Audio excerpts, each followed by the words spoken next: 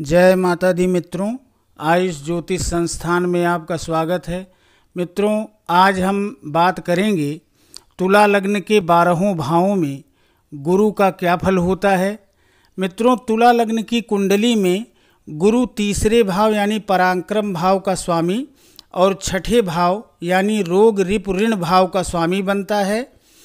मित्रों, आज अगर आपके या आपके घर वालों की कुंडली में के प्रथम भाव में अगर 7 नंबर लिखा हुआ है तो इसका मतलब है कि यह तुला लग्न की कुंडली है और इसका फल आपके लिए है। तो आइए देखते हैं कि तुला लग्न के प्रत्येक भाव में गुरु महादेव अपना कैसा फल देते हैं। मित्रों, यदि तुला लग्न के प्रथम भाव में गुरु बैठा हो तो ऐसा व्यक्ति बुद्धिमान दिखाई देता है, पुत्र प्राप्ति का योग बनता है। दाम्पत्य जीवन के लिए गुरु अशुभता प्रदान करते हैं और साझेदारी के काम से हानि का योग बनता है। भाग्य जातक का साथ बहुत कम ही देता है। जातक विदेश यात्राएं कर पाता है। मित्रों, आ जाते हैं दूसरे भाव में। अगर गुरु दूसरे भाव में बैठा हो तो ऐसे व्यक्ति को परिवार कुटुंब का साथ नहीं मिलता है। जातक के परिवार में थोड़ा बहुत धन का आगमन होता रहता है। वाणी बहुत उम्दा होती है। गुरु की महादशा में रुकावटें आती रहती हैं। कोई न कोई कुटुंबजन बीमार रहता है। प्रोफेशनल लाइफ में परेशानियां झेलनी पड़ती हैं। आते हैं मित्रों तीसरे भाव में। अगर तीसरे भाव में गुरु बैठा हो तो जातक बहुत परिश्रमी पराक्रमी होता है। परिश्रम के बाद जातक का भाग्य उसका साथ अवश्य देता है। छोटे भाई का योग बनता है। दाम्पत्य जीवन पार्टनरशिप में दिक्कतें आती हैं। जातक जो है वो अपने पितृभक्त नहीं होता, धार्मिक होता है। बड़े भाई बहन से मनमुटाव रहता है। आते हैं मित्रों चौथे भाव में। यहाँ चौथे भाव में गुरु नीच राशि का हो जाता है। गुरु की महादशा में अगर चौथे भाव में गुरु है तो जातक को भूमि मकान वाहन व माता का सुख प्राप्त नहीं होता। रुकावटें दूर होने का नाम नहीं लेती। कामकाज भी कमज़ोर स्थिति में होता है। विदेश यात्राएं होती हैं। विदेश सेटलमेंट की संभावना भी बनती है।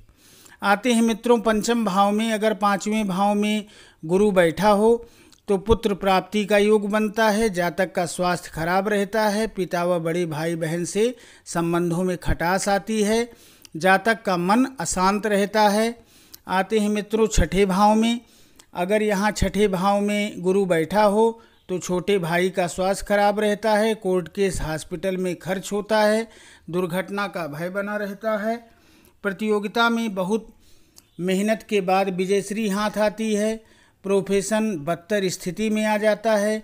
गुरु की महादशा में कोई न कोई टेंशन बनी रहती है। गला खराब रहता है। कुटुंबजन को समस्याएं आती है। कुटुंब का साथ प्राप्त नहीं होता।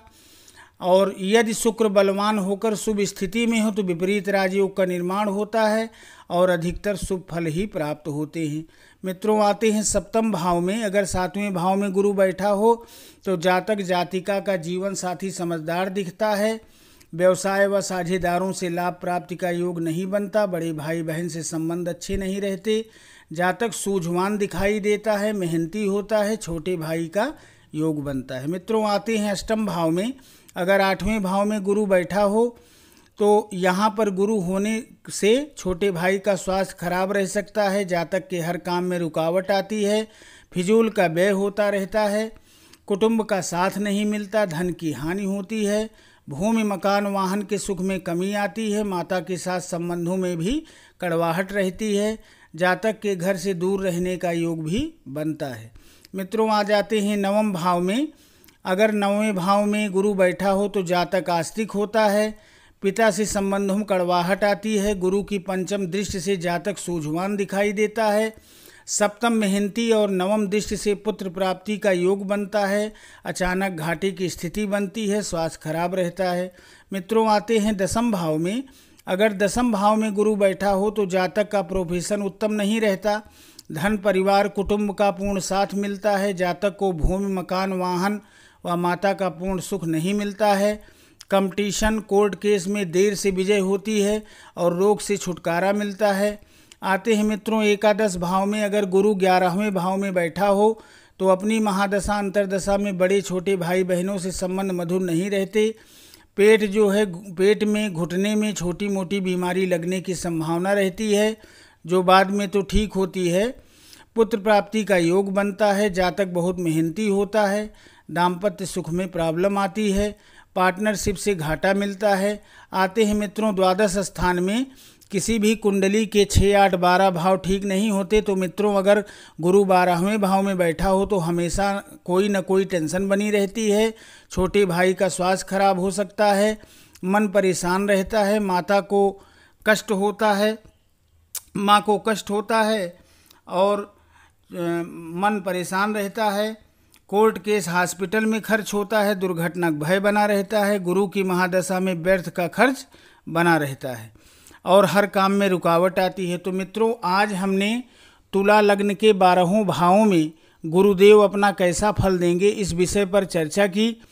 मित्रों इसके साथ हमको गुरु का बल भी देखना चाहिए और ये भी पता लगाना चाहिए कि गुरु कहाँ किस राशि में बैठे हैं और हमें जो है इनके लाभ तभी मिल सकते हैं जब गुरु की महादशा, अंतर्दशा और प्रत्यंतर दशा चल रही हो। तो मित्रों आज के लिए बस इतना ही। आशा करते हैं कि आज का यह वीडियो आपको अवश्य पसंद आया होगा। तो अगर आज का यह वीडियो आपको पसंद आता है तो हमारे इस वीडियो को सब्सक्राइब करें, लाइक करें और शेयर करें। धन्यवाद। जय माता दी।